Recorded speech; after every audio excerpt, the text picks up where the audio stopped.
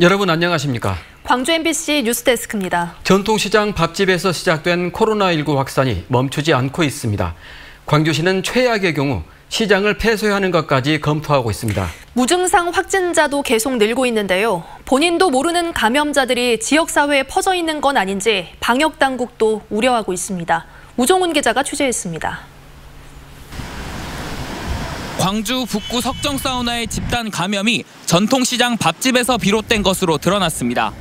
시장 밥집 관련 광주 372번째 확진자인 60대 여성이 사우나를 방문한 것으로 확인됐습니다. 현재까지 석정사우나를 포함해 시장 밥집 관련 확진자는 27명으로 늘었습니다. 방역당국은 오늘로 마무리되는 전통시장 전수조사 이후 확진자가 늘어날 가능성을 배제하지 않습니다. 혹시라도 확진자가 쏟아져 나온다면 위험도 평가를 거친 후 전통시장을 일시 폐쇄하는 것도 검토하고 있습니다. 전수조사를 오늘까지 마치고 나면 그곳이 정말 또 더 집중적으로 더 해야 할지 말아야 될지 평가할 수가 있습니다. 방역당국은 무증상 전파를 통해 지역사회에 이미 코로나가 퍼져 있어 감염 경로를 알 수 없는 확진자가 계속 나오는 것으로 보고 있습니다. 이 때문에 감염고리를 차단하는 데도 애를 먹고 있습니다. 실제 광주 코로나 3차 유행 이후 무증상 확진자는 모두 136명으로 유증상 확진자보다 20명이 많습니다. 무증상인 환자들이 지역 내에도 상당히 있을 것이다. 그러나 이걸 찾아내기는 어렵잖아요. 무증상으로 시작해서 끝날 때까지 무증상으로 끝나는 사람도 상당히 많습니다. 한편 광주 445번째 확진자와 광주에서 접촉한 경북 포항 시민 2명이 확진 판정을 받았는데 광주 445번째 확진자는 전국 네트워크망을 가진 부동산 관련업에 종사하는 것으로 알려져 지역 간 집단 감염 우려도 커지고 있습니다. MBC 뉴스 우종훈입니다. 광주지방경찰청 제2기동대 소속 경찰과 광주시 교육청 산하기관 직원이 코로나19 확진 판정을 받았습니다. 광주지방경찰청에 따르면 제2기동대 소속 경찰 간부가 오늘 코로나19 검사에서 양성 판정을 받아 광주 465번째 확진자로 분류됐습니다. 또 시교육청 산하기관인 광주교육연구정보원의 60대 계약직 직원이 466번째 확진 판정을 받았습니다. 방역당국은 확진자와 접촉한 기동대원 15명과 교육청 직원 50여 명에 대해 검사를 실시했고 교육연구정보원을 임시 폐쇄했습니다. 강도 높은 사회적 거리두기가 연장되면서 계속 영업을 못하게 된 자영업자들은 극심한 생활고에 직면해 있습니다. 집합금지 업종을 선정하는 기준이 불합리하다는 불만도 터져나오고 있습니다. 이다현 기자입니다. 광주시가 3단계에 준하는 사회적 거리두기를 추가로 연장한 첫날, 스크린 골프장 업주 30여 명이 광주시청을 찾아왔습니다. 이 가운데는 어제 시청 로비에서 자해 소동을 벌였던 업주도 있습니다. 업주들은 집합 제한으로도 충분할 텐데 영업을 또 못하게 하면 어떻게 버티냐고 호소했습니다. 다른 실내체육시설과는 다른 방역이나 이런 것 부분에서 훨씬 더 유리하고 정확하게 할 수 있는데도 불구하고 저희가 영업을 정지당하게 돼서 그 부분을 좀 이해를 해주시고. 반면 집합 금지에서 집합 제한으로 행정명령이 완화돼 영업을 시작한 PC방에서는 다시 손님들을 맞았습니다. 하지만 불만은 여전합니다. 청소년 손님의 출입을 금지하고 음식도 판매하지 못하게 했기 때문입니다.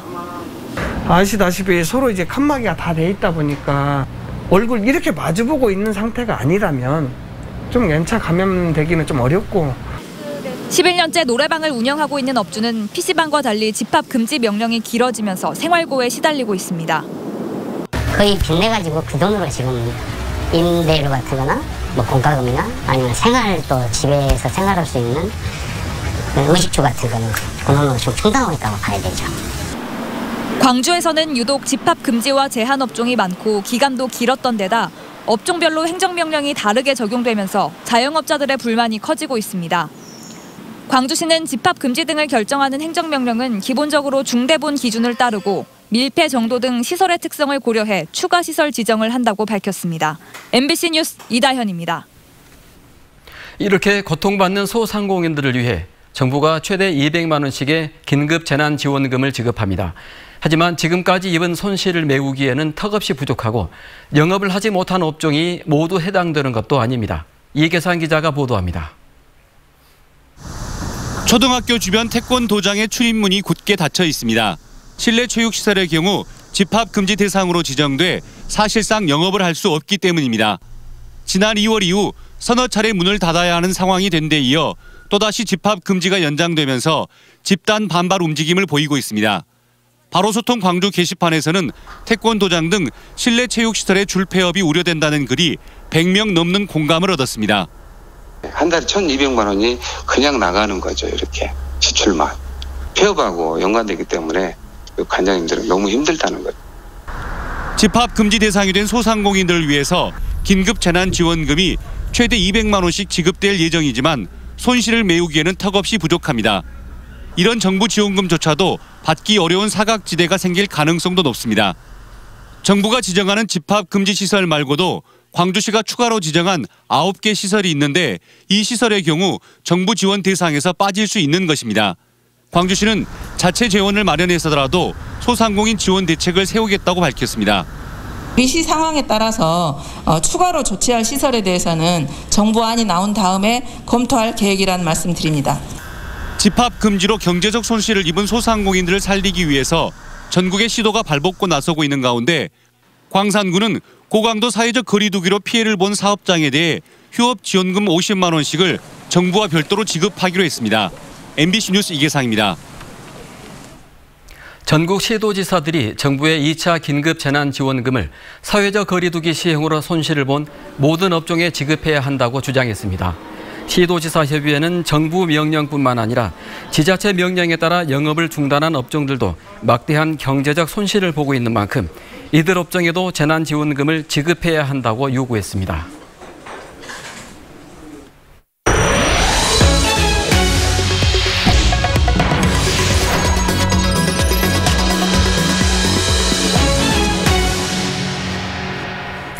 해남과 진도의 경계에 있는 마로해역은 국내 최대 김양식장입니다. 이곳에서는 수십 년 동안 두 지역 어민들의 어업권 분쟁이 있었는데요. 2011년 합의했던 10년의 기간이 끝나자 다시 분쟁에 불이 붙었습니다. 김진선 기자가 취재했습니다. 국내 최대 김양식장인 마로해역. 해남 어민들이 40년 동안 김양식을 해온 이곳에 어선 400여 척이 집결했습니다. 진도 어민들이 이곳의 어업권을 돌려달라며 해상 시위에 나서자 해남 어민들도 대응하고 나선 겁니다. 지금 저희들이 해소하지 않으면 영원히 이건 마로해역은 해남군 해역이 되고 마는 것입니다. 그래서 여기서 단 한 줄이라도 양보할 수가 없는 것입니다. 마로해역의 어업권을 둘러싼 갈등이 또다시 본격화되면서 양측 어민들은 이처럼 잇따라 집회와 해상 퍼레이드 등을 벌이며 맞서고 있습니다. 어업권은 진도에 속하지만 80년대부터 해남 어민들이 양식장을 개발해 사용해온 마로해역. 문제가 불거지자 당시 상단부는 진도군이, 하단부는 해남군이 사용하기로 합의됐습니다. 하지만 이 하단부 1370헥타르를 두고도 분쟁은 계속됐고 2011년 같은 면적만큼 진도 어민들에게 대체어장을 만들어주면서 일단락됐습니다. 문제는 10년짜리 조건부 합의 기간도 지난 6월 끝났다는 것. 진도 어민들은 다시 어장을 돌려달라고 요구하고 있습니다. 우리가 이 바다를 개척한 사람들이요. 그런데 친구가 타자라고 왜 너좀 왜이라고 내가 몸매기 줬는데. 양측이 소송을 제기한 가운데 두 차례 변론과 조정이 열렸지만 양지역 어민들의 주장이 팽팽하게 맞서면서 해결될 기미는 보이지 않고 있습니다. MBC 뉴스 김진선입니다. 이용섭 광주시장이 광주와 전남을 통합하자고 제안해 실제로 추진될지 여부에 관심이 쏠리고 있습니다. 이용섭 광주시장은 공공기관 2차 지방 이전 대비 전략 토론회에서 광주 전남은 천년을 함께해온 공동 운명체라며 소모적인 경쟁을 차단할 상생 대안으로 행정 통합을 제시했습니다. 이 시장은 대구와 경북이 대구 경북 특별자치도를 이미 본격 추진하고 있다며 광주 전남도 더 늦기 전에 통합을 추진하자고 제안했습니다. 목포는 우리나라를 대표하는 걸출한 문인들을 배출했는데요. 목포시는 이런 문화자원을 지역의 브랜드로 성장시키기 위해 문학박람회를 추진하기로 했습니다. 어떤 내용이 담기는지 박영훈 기자가 보도합니다. 6년 전 조성도에 연중 관광객들의 발길이 이어지고 있는 목포 원도심의 김우진 거리. 사회 찬미를 부른 윤심덕과 함께 1926년 대한해협에 몸을 던진 김우진은 우리나라 근대 공연 예술을 개척한 천재 극작가입니다. 표현주의 기법 도입, 최초의 신극 운동을 펼치고 근대 공연 예술의 털을 닦았습니다. 최초의 여성 소설가 박화성, 문학평론 김연, 사실주의 연극 차범석, 수필문학 김진섭 등 목포는 우리나라 대표 문학인들을 배출했습니다. 최아림, 최인훈, 김지아, 이동주, 황현산, 천승세, 김승옥, 권일송 등 유명 문학인들의 활동 무대이기도 했습니다.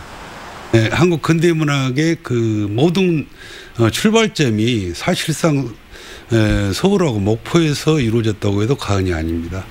그만큼 그동안에 우리나라를 대표하는 문인을, 걸출한 문인을 많이 배출한 도시가 목포예요. 풍부한 자원을 바탕으로 목포시가 내놓은 건 국내 첫 문학 박람회, 거장 페스티벌, 문학 콘서트, 1억 원 규모의 최대 문학상, 문학관 투어, 문학과 한 달 살기 등 다양한 프로그램이 구성되고 있습니다. 목포의 풍부한 문학 자원을 활용하여 기존 문화 행사들을 통합하여 목포만의 독창적인 문학 박람회로 개최하고자 합니다. 국도비 예산을 확보해 내년 10월 목포 가을 페스티벌 기간에 1회 문학 박람회를 열고 지역 핵심 브랜드로 만들어 간다는 계획입니다. 목포 문학 박람회는 해남 백년제 등 서남권 문학 공간의 연계와 더불어 침체된 국내 문학 활성화에도 기여할 것으로 기대되고 있습니다. MBC 뉴스 박영훈입니다. 구례 축산 농가들이 지난달 집중호우 때 물에 빠져 죽은 소들을 위한 위령제를 지냈습니다. 섬진강 수해 극복 구례 군민대책본부는 오늘 구례군청 앞에서 소 위령제를 열고 집중호우로 축산 농가들이 큰 피해를 입었지만 정부가 턱없는 보상액을 제시해 실망감이 크다고 말했습니다. 또 수자원공사의 잘못으로 홍수 피해가 발생했다며 피해액을 모두 배상받기 위해 투쟁할 것이라고 밝혔습니다. 지난달 집중호우로 구례에서는 500여 마리의 소가 죽었고 일부 살아남은 소 200여 마리도 대부분 폐사했습니다.